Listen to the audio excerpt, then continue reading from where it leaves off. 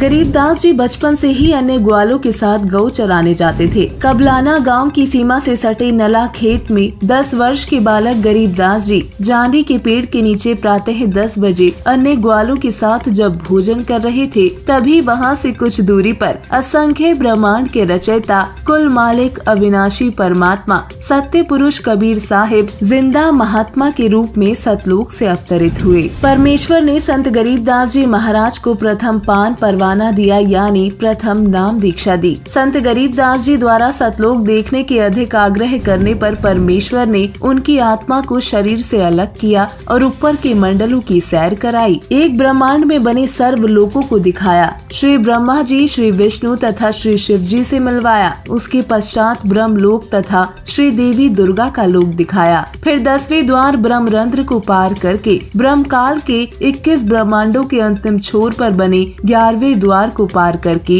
अक्षर पुरुष के 7 संख ब्रह्मांडों वाले लोक में प्रवेश किया। संत गरीबदास जी को सर्व ब्रह्मांड दिखाए, अक्षर पुरुष से मिलाया। संत गरीबदास जी को अक्षर पुरुष के 7 शंख ब्रह्मांडों का भेद बताया। वह आंखों दिखाकर परमेश्वर जिंदा बाबा 12वें द्वार के सामने ले गया, जो अक्षर पुरुष के लोक की सीमा पर बना है, जहां से भंवर गुफा में प्रवेश किया जाता है। फिर सत्य लोक में प्रवेश करके उस श्वेत गुम्बद के सामने खड़े हो गए, जिसके मध्य में सिंहासन के ऊपर तेजो में श्वेत नर रूप में परम अक्षर ब्रह्म जी यानी कबीर साहिब जी विराजमान थे, जिनके एक रोम से इतना प्रकाश निकल रहा था जो करोड़ सूर्य तथा इतने ही चांद के मिले जुले प्रकाश से भी अधिक था। इससे अंदाजा लग जाता है कि उस परम अक्षर ब्रह्म जी के संपूर्ण शरीर की कितनी रोशनी होगी। सतलोक स्वयं भी हीरे की तरह प्रकाशमान है। गरीबदास जी ने सतलोक में सतपुरुष परमेश्वर कबीर साहिब जी के वास्तविक रूप के दर्शन किए। 3 वर्षों पश्चात संत गरीबदास जी महाराज की भेंट दादूपंथी संत गोपाल दास जी से हुई। 13 वर्ष की उम्र में संत गरीबदास जी ने परमेश्वर कबीर साहिब जी के आशीर्वाद से मानव इतिहास के सबसे महत्वपूर्ण अमर ग्रंथ साहिब की रचना की।